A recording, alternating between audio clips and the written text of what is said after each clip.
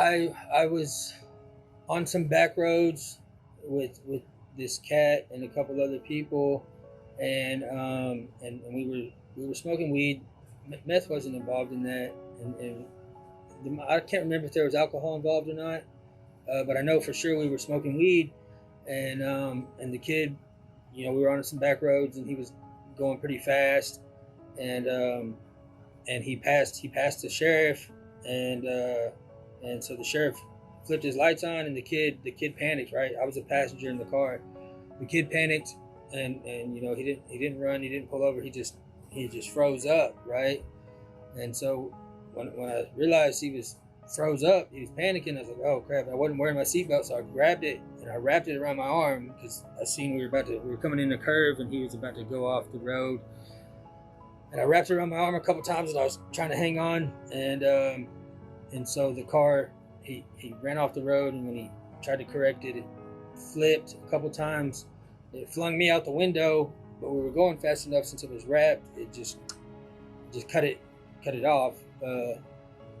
And so they flew, when they found me out there unconscious in this field somewhere. They came and with the helicopter and flew me to the hospital, and believe it or not, I was only in there for 3 days, and then I was, back at that addiction. I checked myself out against medical advice because I needed those drugs, and so I checked myself out, and that night I was riding a bicycle around town, going from dope house to dope house, doing my thing. Just like in a sober community, you get those relationships with people in recovery. On the flip side of that, in the addiction world, you get those same bonds with people that you're doing drugs and alcohol with, right? And so some of them got better, and some of them became non-existent, right? And so ultimately, in the end, it destroyed every relationship I had with anybody that was or wasn't using with me. So I thought, well, if I could just get away, if I can get away from this stuff, I can get off of it. And so the only other place I had to go was out here with my mom and her boyfriend. And so that's what brought me to Gardendale. And of course, that's right down the road from Midland. When I came to Gardendale, of course, I didn't find recovery immediately, but I didn't know where to get any meth out here, right?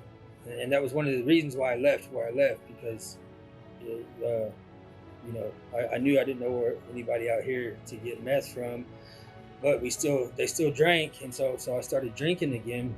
So anyways, I hear about the Sunday Fun Day, right? I'm pretty sure it was hosted by Thriving United. Definitely connected to it, because there's where I heard about, of course, NA and Thriving United.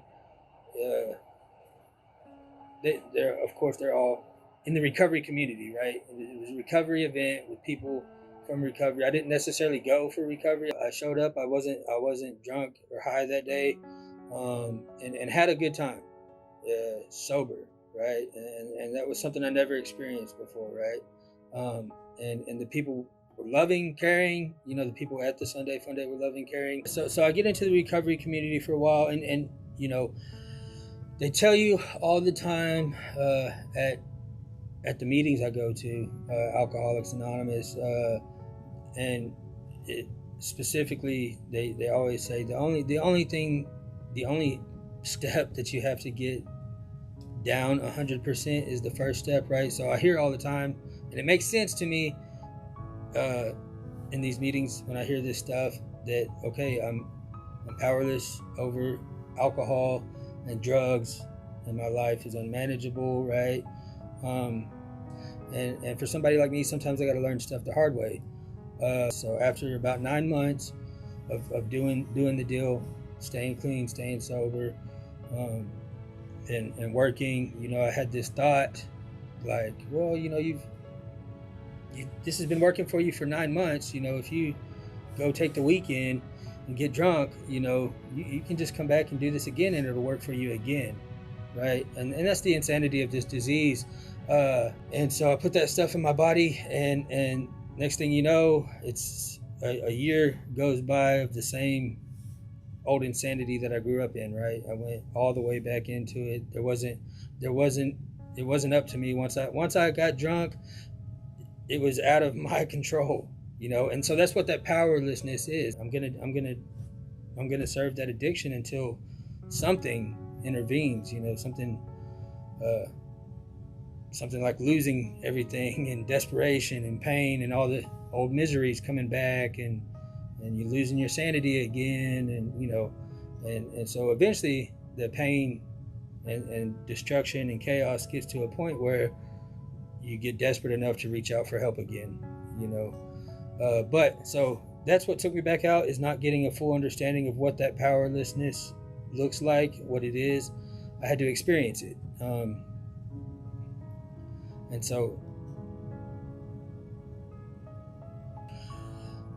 when I was, when I got to that place to with no one to call, right? Nothing that I was doing was gonna help or was helping. I called Thriving United, and they sent an employee to come pick me up, to bring me out here and help me get into treatment. And in the meantime, prior to treatment, helped me with a place to stay, in a sober environment, got me connected there, and